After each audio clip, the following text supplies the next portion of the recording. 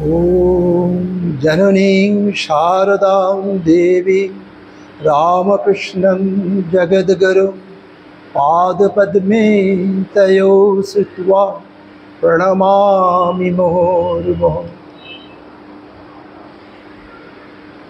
আজকে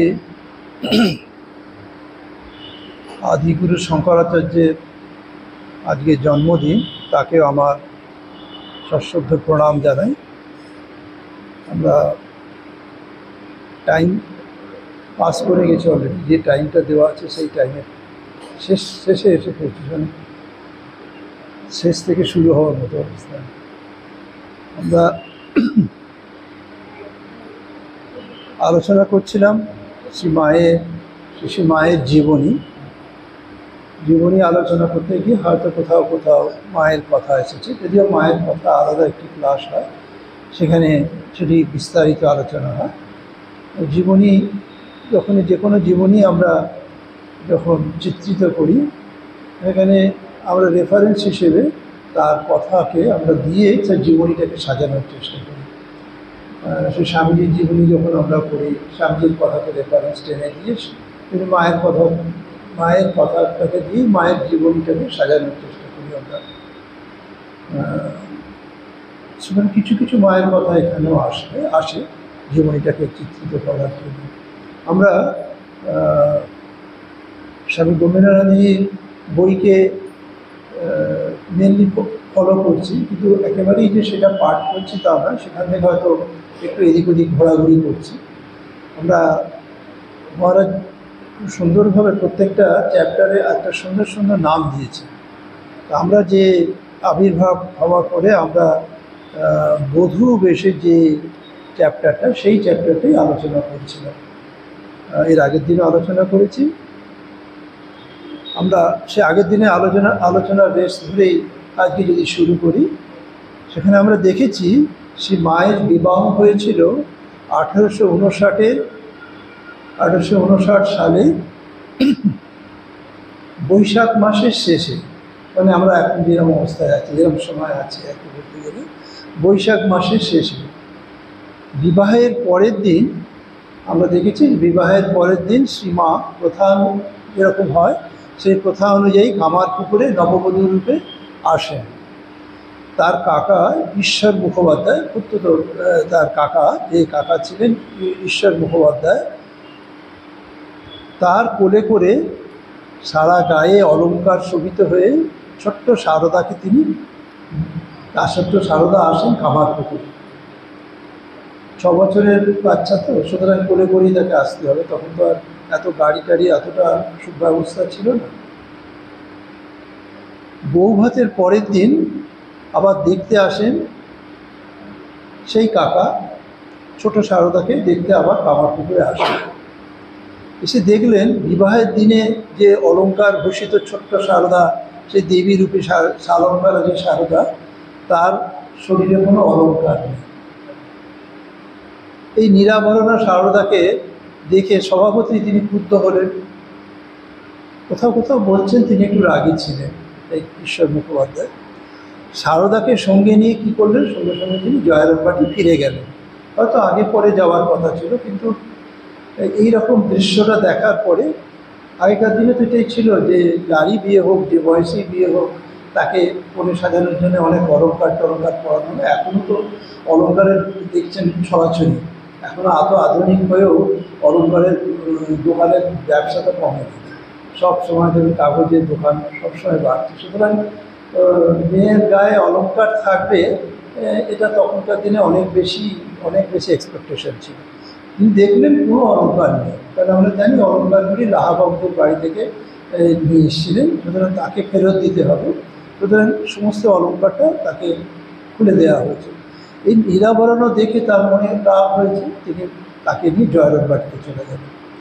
জয়রামবাটিতে গিয়ে কী করলেন, এবার জয়রামবাটিতে গর্ভধারিণী মা শ্যামা সুন্দরীর স্নেহ ও ভালোবাসায় পালিত হতে থাকলেন শারদা। এদিকে অল্প দিনেই শ্রী মায়ের কাকার রাগ প্রশমিত হয়ে যায়, আর ভুল বোঝাবুঝিও মিটে যায়। অন্যদিকে দেখতে পারি যে বিবাহের প্রায় পরে, প্রায় মানে জননীর আগ্রহে, মানে মায়ের রিকোয়েস্টে আর কি প্রায় 2 বছর কামারপুকুর ছিলেন শ্রীরামকৃষ্ণ। বেশ অনেকটা সময় কামারপুকুরে ছিলেন, প্রায় 2 বছর। এই সামান্য কয়েক মাসে কমটা হবে, 1 বছর 8 মাস কি 9 মাস এরকম ধরনের হয়, 10 মাস। শ্রীরামকৃষ্ণ তখন এই যে পিরিয়ডটা তিনি কামারপুকুরে ছিলেন, আর বিয়ে হয়ে তার নববধূ চলে গেলেন জয়রাম বাড়িতে, শ্বশুর বাড়িতে, বাপের বাড়িতে ফিরে। কিন্তু শ্রীরামকৃষ্ণ তখন এই বিবাহের কথা ভুলে গিয়ে তিনি আবার সেই ঈশ্বরীয়ভাবে বিভোর হয়ে দিন কাটাতে লাগলেন। এই সময় বুধুই মোড়লের শ্মশানে সাধনা করতে লাগলেন শ্রীরামকৃষ্ণ। বুধুই মোড়লের যে শ্মশান ছিল, আমরা যারা ঠাকুরের জীবনী পড়েছি, যারা কামারপুকুরে গেছেন, তারা এই বুধুই মোড়লের শ্মশানের কথা জানেন।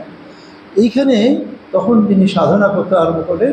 এই সময় ঠাকুর শ্রীরামকৃষ্ণ আনইন্টারাপ্টেডলি বলা হয়, মানে বাধাহীনভাবে, কন্টিনিউয়াস ফ্লো যেটাকে বলা হয়, সেইভাবে ঈশ্বর দর্শন করতে আরম্ভ করলেন। তাকে নানা রূপে তিনি জগন্মাতার দর্শন করতে লাগলেন। এতে তার মন ধীরে ধীরে শান্ত হয়ে আসে।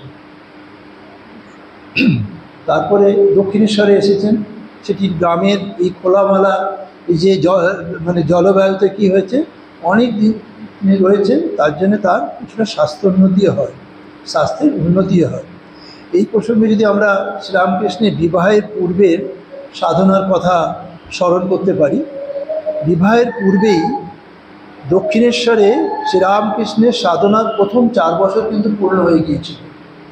বিবাহর আগেই 4 বছর কিন্তু সাধনার, যদি শ্রীরামকৃষ্ণের সাধন কালটা যেটা বলে, সাধনার কালটা 4 বছর পূর্ণ হয়ে গেছিল।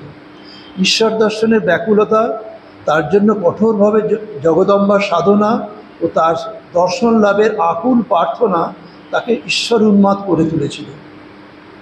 কামারপুকুরে আসার পর মুহুর্মুহ ঈশ্বর দর্শনে তার প্রেমোন্মাদ অবস্থা অনেক শান্ত হয়ে যায়। এটা আমাদের জীবন থেকে, জীবনীকারদের কাছ থেকে আমরা পাই। যে আমরা যখন জানলাম যে ওখানে তিনি পাগল হয়ে গেছেন ইত্যাদি ইত্যাদি বলা হচ্ছিল, কেননা খুব বেশি করে যখন আর্জ করতেন ঈশ্বরকে পাওয়ার জন্য, যখন খুব এক্সটেন্সিভলি সাধনা করছিলেন, তখন কী হয়, মনের ভেতরে খুব অশান্তিটা অনেক বেড়ে যায়। কিন্তু পরে যখন ঈশ্বর দর্শন হয়, তখন আস্তে আস্তে সেটা কাম ডাউন হতে থাকে।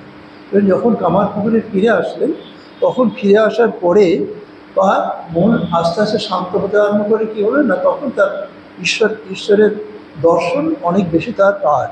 তখন তার জননী তাকে বিবাহ বন্ধনে আবদ্ধ করে। এই যিনি জগন্মাতার দর্শন তথা ঈশ্বরের মুহুর্মুহ দর্শন পেয়ে জগৎ সংসারের ঊর্ধ্বে বাস করছেন, তিনি সে জাগতিক রীতি অনুযায়ী বিবাহ ব্রত পালন করলেন। আবার আমরা দেখব এখন যে তিনি কুলপ্রথা পালনও করে দেখাচ্ছেন। যে কুলপ্রথা প্রায় 2 বছর পরে 1267 অগ্রহায়ণে কুলপ্রথা পালনের জন্যে শ্রীরামকৃষ্ণ শ্বশুরবাড়ি এলেন। সেই সময় সেখানে কতদিন ছিলেন তার সঠিকভাবে তা জানা যায় না। আমাদের আমরা ভারতীয়রা তথা বাঙালিরা ডকুমেন্টেশনে ভীষণ পুয়োর, এখনও পর্যন্ত ভীষণ পুয়োর। আমরা ঠাকুরের জীবনী বলি, মায়ের জীবনী বলি, বা স্বামীজিও ভারতবর্ষে আরও পরে ঘুরেছিলেন, তার প্রপার ডকুমেন্টেশন কিন্তু আমাদের কাছে খুব ভালো নেই, যেটা কিন্তু বিদেশে আছে। স্বামীজি সম্বন্ধে দেখবেন Swamiji in West, Swamiji in America, দেখবেন খুব কতগুলো ভলিউম বেরিয়েছে। ওরা সমস্ত ডকুমেন্ট সুন্দর করে রাখতে পারে। আমাদের দেশে সেটা আমরা সিনসিয়ারলি আমরা সেটা করি না। আমরা একটা ক্যাজুয়ালি সেটাকে মনে হয় এটা কী আর ব্যাপার। আমাদের দেশে অনেকেই এখন পিএইচডি পাচ্ছেন, অনেক কিছুতে পিএইচডি করছেন, কিন্তু এই প্রত্যেকটা জিনিসে এই ডকুমেন্টেশন করার যে সিনসিয়ারিটি, সেটা আমাদের দেশে কম বলেই আমরা এই ল্যাকুনাসগুলো পাওয়া যায়, এইগুলো আমরা পাই না। দেখা গেল যে 1267 অগ্রহায়ণে কুলপ্রথা পালনের জন্যে তিনি শ্বশুরবাড়ি গেলেন। সেই সময় সেখানে কদিন ছিল আমরা জানি না। শ্রীরামকৃষ্ণ বলেছিলেন, তখন এক সময় বলেছিলেন, শ্বশুরবাড়ি গেলাম, সেখানে খুব সংকীর্তন, নফর, দিগম্বর বারুজ্যের বাপ, এরা সব এলো, খুব সংকীর্তন। এখানে আগেকার ভাষায় লেখা বলে সংকীর্তন হলো কথাটা আর বলছে না, খুব সংকীর্তন। এখানে আগেকার বাংলা ভাষার স্টাইলটা একটু অন্যরকম ছিল বলার, সেই জন্য। অনুমান করা যায় সংকীর্তনে ভগবত ভাবে বিভোর স্বামীর যে ভাবে যে বিভোর হয়ে রয়েছেন স্বামী, তারই ভাবনমত্ততা বালিকা শারদার সরল সুকোমল চিত্তে দিব্য স্বপ্নের ন্যায় অঙ্কিত থাকবারই সম্ভাবনা। সে তো সব বুঝছে না, কিন্তু স্বামীর ওই দিব্য ভাবটা সে দেখেছে তো, অত ছোট একটি মেয়ে, তো সেটা নিশ্চয়ই এখানে বলছেন কোন একজন কমেন্ট করছেন, সেই দিব্য ভাবটা তার জীবনে তার মনের ভেতরে নিশ্চয়ই আঁকা হয়েছিল, আঁকা হয়ে থাকারই সম্ভাবনা, যদিও মা কোথাও এটা খুব যে ভালোভাবে এক্সপ্রেস করেছেন তা করেননি। স্বামী সম্বন্ধে অপর কোনো ভাব সংসার জ্ঞানশূন্য বালিকার অন্তরে তখন স্থান পাওয়ার কথা নয়। সামাজিক প্রথানুসারে তার শ্বশুরবাড়ি কামারপুকুরে দিরাগমন বা পত্নীভাবে প্রথমবার স্বামীর সহিত শ্বশুরবাড়ির আগমন, যা মানে অনেক সময় ব্যবহারিকভাবে প্রকৃত বিবাহ বলে অনেক জায়গায় গণ্য হয়। এই প্রসঙ্গটা আসছে এই কারণে এটা এস্টাবলিশ করতে চাইছি যে মানে ঠাকুরের কিছু কথা আছে পরে, সেটার জন্য, এটা আমরা আগের দিন পাঠে হয়তো একবার পড়ে গেছি। এই যে ঠাকুর, যার প্রেমোন্মাদের অবস্থা, ভগবান ভিন্ন অন্য কোনো বিষয়ে যার মনের মধ্যে ক্ষণকালও স্থান পায় না, সেই শ্রীরামকৃষ্ণ তার সাংসারিক ও জাগতিক কর্ম নিপুণভাবে পালন করছেন। কীভাবে না, বালিকা স্ত্রী শিক্ষার কোনো ত্রুটি রাখছেন না। তিনি সারদাকে বলছেন, তোমাকে যদি কেউ জিজ্ঞাসা করে কবছরে বিবাহ হয়েছে, তখন 5 বছর বলো, 7 বছর বলো না। কারণ এখন যখন সারদা ফিরে আসছেন, এখন তার বয়স 7, তখন 5 বছর প্লাস ছিল, মানে 6, আমরা এখন 5+, ইংরেজি নিয়মে 5+ মানে 6, প্রায় 6-এর কাছাকাছি বয়স ছিল তখন, এখন 7 হয়ে গেছে তার। এই কথার ঠিক ব্যাখ্যা পাওয়া মুশকিল। কেন বলেছিলেন তার এই কথাটা? ঠিক ব্যাখ্যা পাওয়া মুশকিল কেন তিনি বলেছিলেন? শিশু সারদার বিবাহ সম্পর্কে সঠিক বোধ জন্মায়নি বলে, না আগের বারের কামারপুকুর থেকে চলে যাওয়ার পর নতুন করে দিরাগমনে কামারপুকুরে আসাকেই যদি সারদা বিবাহ মনে করেন তাই বলে? অন্যদিকে এটা আমাদের মনে প্রশ্ন, আমার মনে প্রশ্ন হিসেবে, আমি যে প্রশ্ন হিসেবে আমার মনে জেগেছে বলে আমি বলছি এটা। অন্যদিকে এখন পরিস্থিতি বোঝার কিছুটা ক্ষমতা সারদার মধ্যে এসেছে। ওই যে 1-2 বছর একটু ম্যাচুরিটি এসছে বয়সের ভেতরে, সেখানে কোথাও কোথাও কোনো জীবনীকার কমেন্ট করছে যে এর ভেতরে কিছুটা তার ম্যাচুরিটি এসেছে।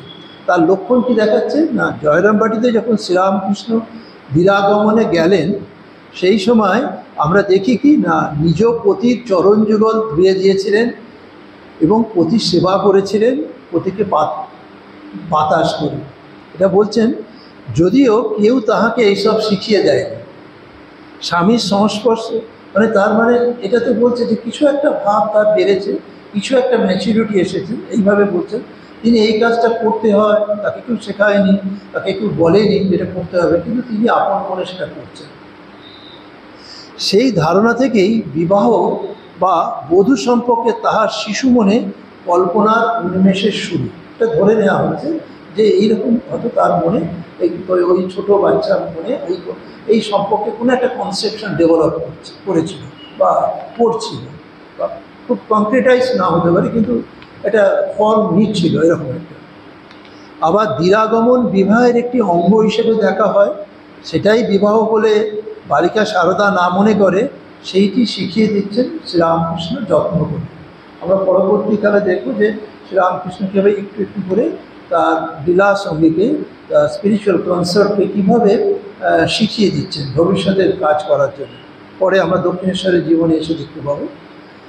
শিহরের কথা আমরা একটু আগে বললাম, আমরা এর আগেও শিহর সম্বন্ধে আলোচনা করেছি, মায়ের জন্মকে লক্ষ্য করে বা মায়ের জীবনী পূর্বপুরুষদের কথা বলতে গিয়ে শিহরের কথা এসেছে। শিহর অ্যাকচুয়ালি আমার জয়রামবাটির থেকে তখনকার দিনে একটা প্রমিনেন্ট, এখন যেমন জয়রামবাটি অনেক প্রমিনেন্ট হয়ে গেছে, কম্পারেটিভলি শিহরে হয়ে গেছে, সেটা তো মায়ের কৃপায় হয়েছে, কিন্তু তখনকার দিনে শিহরটা অনেক বেশি মানে মানুষের প্রচলন ছিল, বড় অবস্থাপন্ন মানুষ ছিলেন, এবং আগেকার ভিলেজ কালচারে যেগুলো ছিল উৎসবাদি ইত্যাদি ছিল, কারণ শিহারের শান্তিনাথ মন্দির ছিল, আমরা জানি সে জমিদার মন্দির করেছিলেন। সেই মন্দিরটা উড়িষ্যার স্কাল্পচার ট্র্যাডিশন এবং সেই মন্দির করা, সেখানে বছরের বিভিন্ন সময় বিভিন্ন অনুষ্ঠানাদি হতো। আশপাশের অনেক গ্রাম থেকে অনেক মানুষ সেখানে আসতেন। সেটা খুব পুরনো। সেটা এই শিহরের কথা আমরা আলোচনা করেছি। শ্রীরামকৃষ্ণের সংকীর্তনের কথায় আমরা নহরের কথা পেলাম। বললেন সেখানে নহর এসেছিল, বাণিজ্যে এসেছিল। নহরের কথা বললেন, আর সে বাণিজ্যের কথা বললেন, তারা এসেছিলেন। আর এক বাণিজ্যের কথা বললেন, দিগম্বর বাণিজ্যের কথা বললেন। শিহরের শান্তিনাথ শিব মন্দিরের ন্যায় নহর বন্দ্যোপাধ্যায়ের বাড়িও ছিল পূজা, কীর্তন ও আনন্দের উৎসবের মিলনস্থল। নহর ধনী মানুষ ছিলেন, তারও একটা মন্দির ছিল। সেই মন্দিরে ছিল শ্রীধর শিলা। আমরা যেমন রঘুনাথ শিলা দেখি বা ঠাকুরের এতে রয়েছে, নহরের ছিল শ্রীধর শিলা। তার বাড়িতে আনন্দ উৎসব লেগেই থাকতো। শ্রীরামকৃষ্ণের ভাগ্নে আর কি হৃদয়ের বাড়িতে গেলে ভক্ত নহরের বাড়িতেও তিনি যেতেন। নহর ঠাকুরকে ইষ্টজ্ঞানে পূজা করতেন। ঠাকুর নহরের বাড়িতেও কীর্তনে মত্ত হয়ে উঠতেন। এরকম কোনো কীর্তনের অনুষ্ঠানে ভাগ্যবান নহর তার কাছ থেকে তুলসীর মালা পেয়েছিলেন। নহরের সাথে কীর্তনে অংশগ্রহণ করতে গ্রামের অন্যান্য ভক্তদের বাড়িতে শ্রীরামকৃষ্ণ যেতেন। সেই সব স্থানে কীর্তন হতো এবং ভগবত প্রসঙ্গ হতো।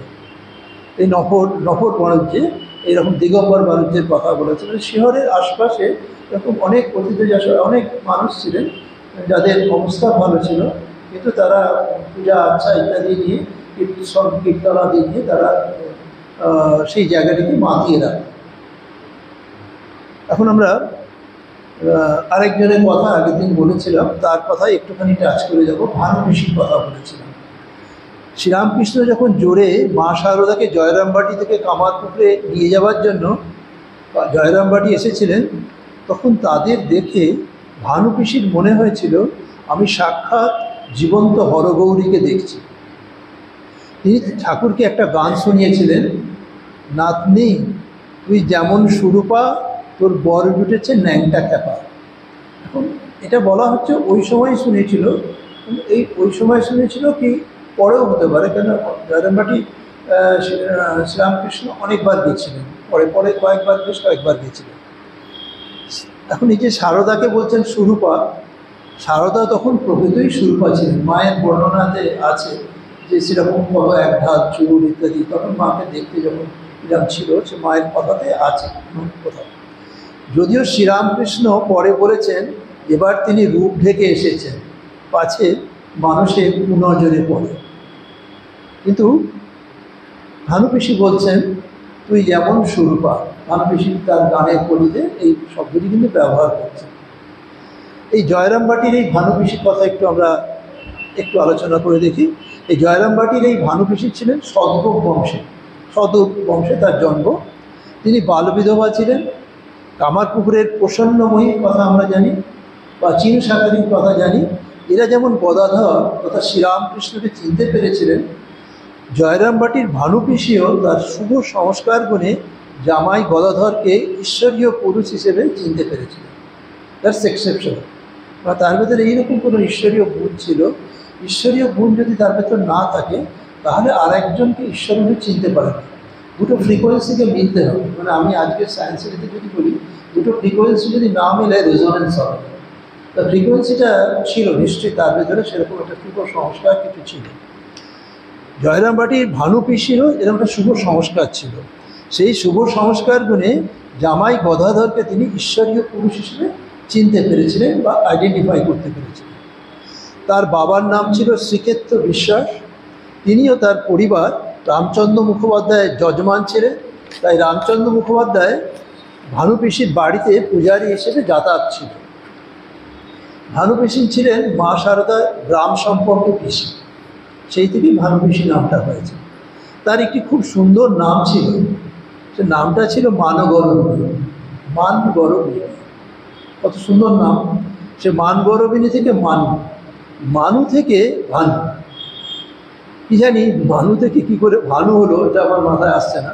তো হয়তো স্থানীয় মানুষের ময়ের উচ্চারণে ভয়ের প্রাধান্য ছিল কিনা, কারণ আমি দেখেছি যে দক্ষিণ ভারতে অনেক জায়গায় দেখেছি ভ উচ্চারণ ঠিকমতো করতে পারে না তারা, ভয়ের জায়গায় ব উচ্চারণ করতো।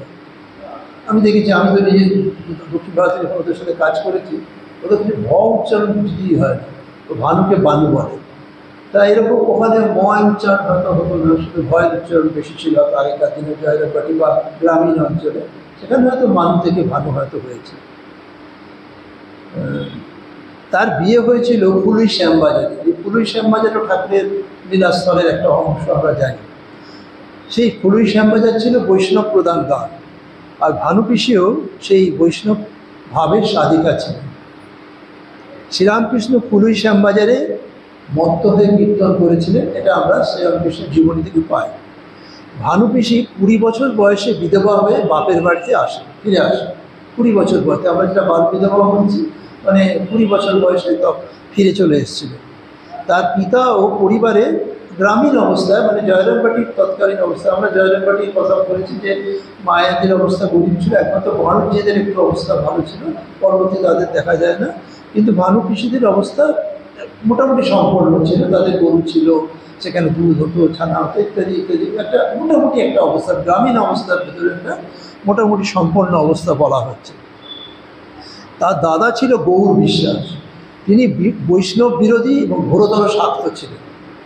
কিন্তু ভানু পিসি রাগমার্গের সাধিকা ছিলেন বলে সব সময় দাদার ভয় থাকতেন, দাদার ভয়ে থাকতেন। ঠাকুরও ওই ভানু পিসিকে ভয় করতো, ওই গৌর আসছে, এইভাবে দাদা ভানু পিসিকে ভয় দেখাতেন। কিন্তু ভানু পিসি রাগমার্গের সাধিকা ছিল বলে সবসময় তিনি, ভানু পিসির দাওয়া ছিল আবার মায়ের প্রিয়স্থান, মা শারদার প্রিয়স্থান, একটু স্বস্তির জায়গা, একটু শান্তির জায়গা। ভানু পিসি শারদাকে পরবর্তী সময় কাছে ডেকে বলতেন, ওদের কথায় কান্দিস কেন? স্বয়ং দেবতার সঙ্গে যার বিবাহ হয়েছে তার দুঃখ কিসে? পরবর্তীকালে শ্রীরামকৃষ্ণ মাঝে মাঝে শ্বশুরবাড়িতে আসতেন। এই সূত্রে ভানু পিসির সহিত তার পরিচয় ও অন্তরঙ্গতা বৃদ্ধি পায়। ভানু পিসির বাড়িটি ছিল শ্রীরামকৃষ্ণের প্রিয় স্থান। ভানু পিসিও এই অসাধারণ দেবমানবের স্বরূপ খানিকটা চিনতে পেরেছিলেন, তাই শ্রীরামকৃষ্ণ জয়রামবাটিতে আসলেই তার আকর্ষণে বারবার মুখুজ্জেদের বাড়িতে ছুটে যেতেন। ভানু পিসি দাওয়ায় বসে চটার সুতো কাটতেন, আগেকার দিনে এটা ছিল, আর আমরা জানি মাও এটা কইতে কাটতেন, কইতে করতেন, বা চরকায় সুতো কাটা ওইখানে ছিল, বা কোয়ালপাড়ায় ছিল, এগুলো আমরা তো পড়েছি, জানি। আর শ্রীরামকৃষ্ণ চরকার শব্দের সঙ্গে সুর মিলিয়ে গান গাইতেন। চরকা একটা মো একটা আওয়াজ হয়, এদিকে চরকা চালানো শুনে থাকে। গানগুলি ছিল রসিকতায় ভরা, একটুখানি আগেকার দিনের শব্দটব্দগুলো ব্যবহার করা আছে, সেই জন্য হয়তো একটু আমাদের কাছে এখন এগুলো আমরা শুনতে বা বলতে অভ্যস্ত নয়। যেমন একটি দুটি গানের কথা এখানে বলা যায়। এমা এলিগো গিরে দাদার বেটি, এমা এলিগো গিরে দাদার বেটি, দোনো ছোকরা বিসাত, দোনো ছুকরি भी साथ, हिंदी কথা, दोनों छोकरा भी साथ, दोनों छुकरी भी साथ, एक एक बेटा जुल्फी काटा, বাঘটা কামড়ে নিয়েছে, এটা আবার একদম গ্রামীণ ভাষা। বাঘটা কামড়ে নিয়েছে টুটি, আরও হয়তো গানটা আছে। আরও একটা গান যেমন বলছে, আইমা কি লাজের কথা, মিনসের ওপর মাগি, বেটির পদতলে পড়ে ভোলা, অপরূপ এক যোগী। এরকম মজা করে করে ঠাকুর গান গাইতেন। মানে জয়রামবাটির যে মহিলারা তার কাছে তখন কাছে কাছে আসতেন, তিনি তাদের সাথে খুব রঙ্গরসিকতা করতেন। এটা পরবর্তীকালে যখন ভানু পিসির সম্বন্ধে আর প্রয়োজন হবে তখন আমরা আলোচনায় আসবো। ভানু পিসির কথা বিশেষ উল্লেখ করার কারণ হচ্ছে, ভানু পিসি মায়ের জীবনে একটি বিশেষ স্থান অধিকার করেছিলেন। বিশেষ করে বিবাহের পরে যখন গ্রামের সবাই শ্রীরামকৃষ্ণকে খ্যাপা জামাই বা পাগল বলে কটূক্তি করত, একমাত্র ভানু পিসি বা মৃগেন্দ্রের মা এরা ব্যতিক্রমী ছিল। ভানু পিসি ছিলেন শারদার আশ্রয়স্থল, মনকে শান্ত করার, ভালো করার বা ভালোবাসার স্তর। মৃগেন্দ্রের মাও মাকে ভানু পিসির মতো চিনেছিলেন। তিনিও মাকে বলতেন রাজরাজেশ্বরী, ওই ছোটো অবস্থাতেই তিনি মাকে কিন্তু রাজরাজেশ্বরী বলতেন। ভানু পিসির কথা আমরা আবার যখন জয়রামবাটির কথায় আসবো তখন আমরা ভানু পিসির কথায় আসবো। আমরা স্বামী গম্ভীরানন্দের বর্ণনায় যদি ফিরে যাই, সেখানে আমরা আগের অবধি বর্ণনাটা আগের দিন অবধি পড়েছি। সেখানে স্বামী গম্ভীরানন্দ তারপর বলছেন, ইহার পর 13 ও 14 বছর বয়সে সীমা 2 বার কামারপুকুরে যান। শ্রী ঠাকুর তখন দক্ষিণেশ্বরের সাধনায় নিমগ্ন। শ্বশুরালয়ে সীমায়ের ভাসুর, যা ও আত্মীয়বর্গ ছিলেন। শাশুড়ি তখন দক্ষিণেশ্বরে গঙ্গা তীরে বাস করিতেছেন। তারপরে আরও আছে, এই যে সীমা জোরে কামারপুকুরে আসবার অল্প কিছুদিন পরেই আমরা জানি ঠাকুর দক্ষিণেশ্বরে ফিরে যান। এর আগে দেখেছি যে ঠাকুরের সেখানে বধূই বলবে সাধনা করেছেন, তার শরীর রিকভারি হয়েছে অনেকটা, আগের তুলনায় শরীর অনেক ভালো হয়েছে। এবং সেই যে দক্ষিণেশ্বরে চলে গেলেন, দক্ষিণেশ্বরে চলে গিয়ে আবার সংসারের কথা সব ভুলে গেলেন, দিয়ে সাধনায় মগ্ন হলেন। এটা অনেক বড় স্প্যান। এই সময় অনেক রকম সাধনা তিনি করেছিলেন, সেটা আমরা পরবর্তী এরপরে সুযোগ পেলে সেটা নিয়ে আলোচনা করা যাবে। সীমা কোথায় গেলেন? সীমা ফিরে এলেন জয়রামবাটি। সীমা কিন্তু কামারপুকুরে রইলেন না, সীমা জয়রামবাটিতে ফিরে এলেন। জয়রামবাটিতে তিনি এই দরিদ্র পিতামাতার সংসারে তার জীবন গড়ে উঠতে লাগলেন। সাংসারিক কাজে সাহায্য করা, সময় বিশেষে রান্না করতেন। এই যে কৌশল, মানে তিনি ইনভলভ হচ্ছেন, জাগতিক কাজটা তাকে শেখানো হচ্ছে। সীমা বলতেন, আমি রাঁধুম, বাবা ভাতের হাঁড়ি নামিয়ে দিতেন। কারণ ভাতের হাঁড়ি নামানোর ক্ষমতা তো কখনো বালিকা সারদার হয় না, কী করে নামাবে?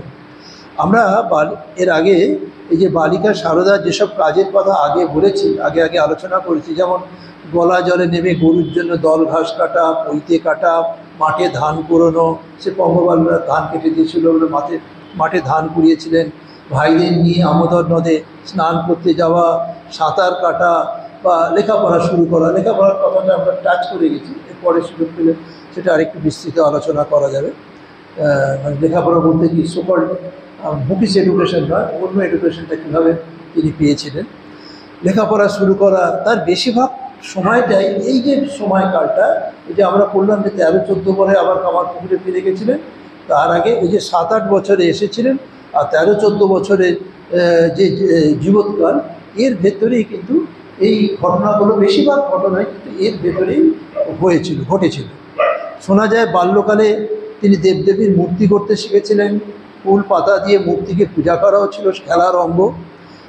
এটা ঠাকুরের জীবনে আমরা দেখি যে মূর্তি করে ঠাকুর পুজো করতেন। মায়ের ক্ষেত্রেও সেটা ছিল। মায়ের যারা সখী ছিলেন বা সেখানকার বন্ধুরা ছিলেন, তাদের মুখ থেকে আমরা এটা জানতে পারি।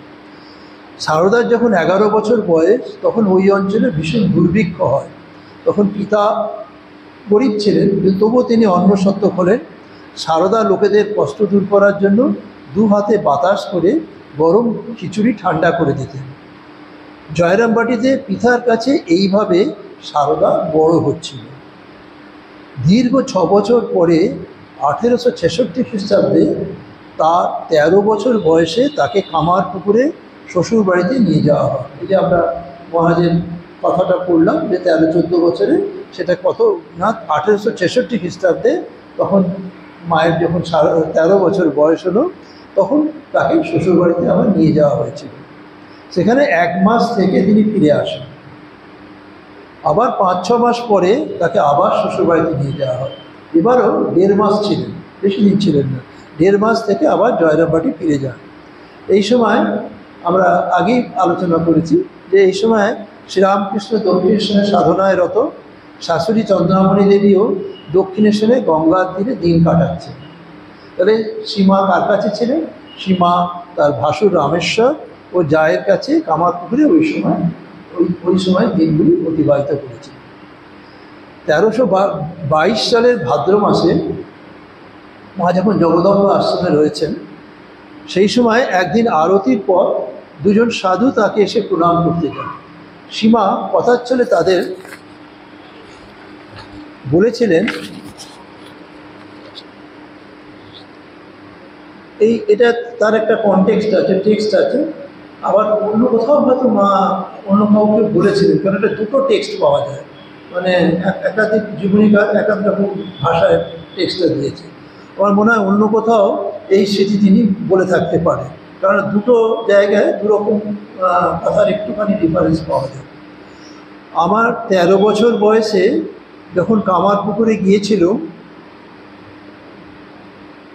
হালদার পুকুরে নাইতে যাব ভয় হতো। আপনাদের সবারই শোনা, কিন্তু মায়ের কথাতে মা বলছেন যে হালদার পুকুরে নাইতে যাব ভয় হতো।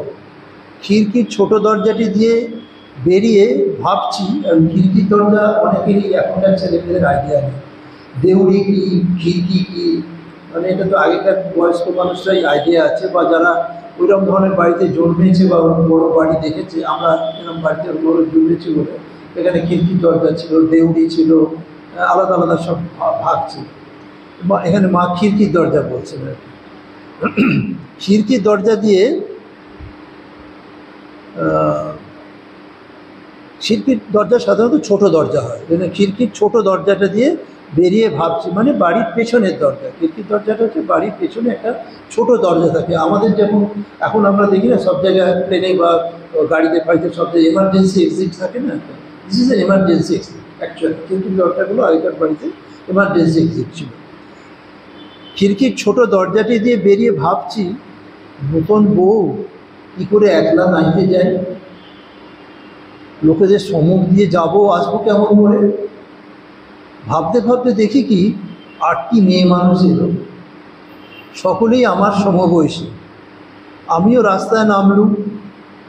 নামবার পরেই তারা 4 জন আমার আগে, 4 জন আমার পেছনে হয়ে আমাকে মাঝে নিয়ে হালদার পুকুরের ঘাটে চলল। আমি জিজ্ঞাসা করলাম, তোমরা কে গা? তারা বললে, তুমি নূতন বউ কি না? আমরা তোমার বন্ধু, তোমার কাছেই থাকি। আমি মনে করলাম পাড়ার মেয়েরা হবে, মা বলছে, আমি মনে করলাম পাড়ার মেয়েরা হবে। আমি স্নান করলুম, তারাও করলে। এটা মায়ের ভাষা আছে, আমি স্নান করলুম, তারাও করলে। পরে আবার সেই রকম করেই বাড়ি ফিরে এলো। যাবার সময় বলে গেল, আমরা রোজ তোমায় খুঁজে সঙ্গে করে নিয়ে যাব, আবার রেখে যাব, তুমি বন্ধু কি না? এই কথাটা কোনো কোনো মায়ের উক্তিটা নেই, আবার কোনো কোনো জীবনীকার এই কথাটাকে অ্যাড করেছেন। ওই সময়টা যতদিন ওখানে ছিল রোজ এইরকম হতো। অনেক দিন মনে করেছি মেয়েগুলি কারা। আমরা স্নানের সময় রোজই আসে, কিন্তু কিছুই বুঝতে পারি না। এটি মানে মায়ের দর্শনের কথা আমরা ওইখানে পেলাম।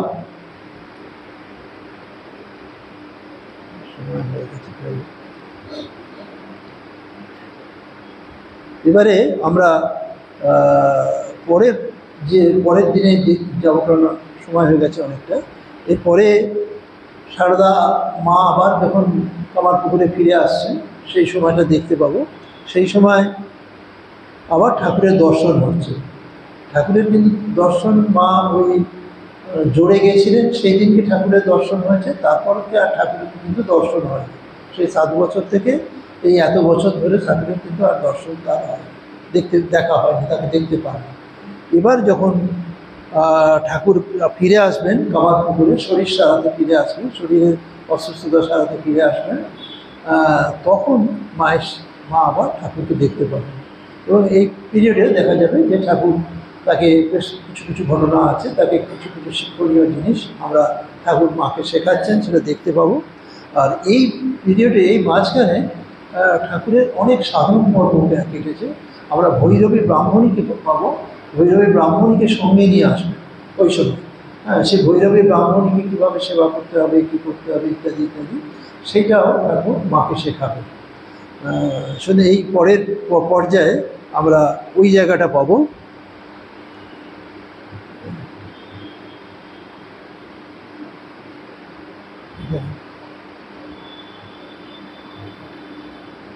এখানে অনেক ঘটনা আছে, আমরা দেখব। রান্না করার ঘটনা আছে, ফোড়ন দেওয়ার ঘটনা আছে, এরকম সব।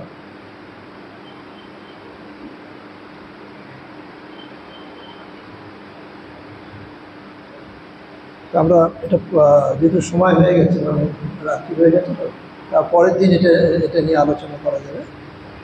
ছোট ছোট ঘটনা, কিন্তু ছোট ছোট ঘটনায় যদি আমরা একটুখানি সেগুলো একটু অন্যভাবে চিন্তা করে দেখা যায়, ভাবা যায়, দেখা যায় যে এই ঘটনাগুলোর ভেতরেও অনেক অনেক সুন্দর জিনিস, অনেক বৈচিত্র্য লুকিয়ে আছে আর কি। মানে এই যে ছোটো করে ঠাকুর বলছেন, যে কেন বললেন, আমাদের মনে প্রশ্নটা থাকে কেন এই কথাগুলো বলছেন। হ্যাঁ, কথা যা বলবেন, ইনি যেহেতু অবতার পুরুষ, ইনি যা কথা বলছেন সেটা তো কোনো কথাটাই এমনি নয়, প্রতি কথারই কোনো না কোনো গুরুত্ব থাকতে পারে। সেই হিসেবে যদি আমরা একটু অনুধ্যান করা যায়, তাহলে আমরা সাধারণের ভিতর থেকে অনেক গভীর ধ্যান আমাদের ভেতরে আসতে পারে, গভীর অনুভূতি আমাদের আসতে পারে।